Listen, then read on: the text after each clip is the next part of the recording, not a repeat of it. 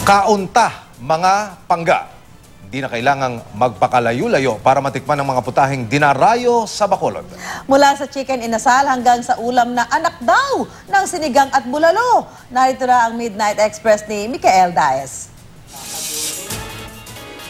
Mga kapuso, mula sa favorite coffee makers ko sa Bacolod, here we have the restaurant called the Ilonggo Food Company. Sigurado masarap to. Nako, okay sila eh. Tara. Gusto namin i-share yung aming naranasan nung maliit kami na masarap na magluluto ng aming mga lola. Alam na naman natin sa Pilipinas, madami tayong iba't ibang mga lugar na may specialty food dishes. And talagang sikat na sikat talaga yung mga ito. Another one is actually yung Ilonggo region. So this specifically is from Bacolod. Kaya ayan, susubukan natin ang mga iba't ibang pagkain ng mga Ilonggo. Starting of course, ito, one of my personal favorites. Ang tawag dito ay kansi. Ang pampaasim dito, hindi siya parang sinigang, nasa palo. Pinapaasim siya with batuan. Kung hindi niyo pa naririnig kung ano yung kansi, usually yung explanation na binibigay ko sa mga kaibigan ko, sa mga kapatid ko, is parang nagpakasal ang sinigang at ang bulalo. At ito yung anak. And guys, kung mahilig ka sa sinigang at bulalo like me, oh my God, best of both worlds. Pag pumupunta kang Bacolod, there are several things you have to eat.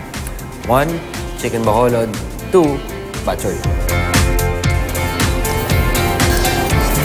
A very well-made batchoy. Bakit? Para sa akin, kailangan yung chicharon na ibinubudbud sa ibabaw, kailangan malutong pa rin. Kailangan yung unang subo, yung malambot al dente na noodles, yung mainit na sabaw, at yung crunchy chicharon. Pag nakuha mo yung tatlong yun sa unang subo, wala na tayong problema. All good na tayo. Dito tayo sa ginamos na manok nila. Ang ginamos ay ang version ng mga Ilonggo of bagoong. Ang mga Ilonggo magaling talaga magluto ng manok eh, no? Chicken ba yung inasal nila. Ang ginamos na manok.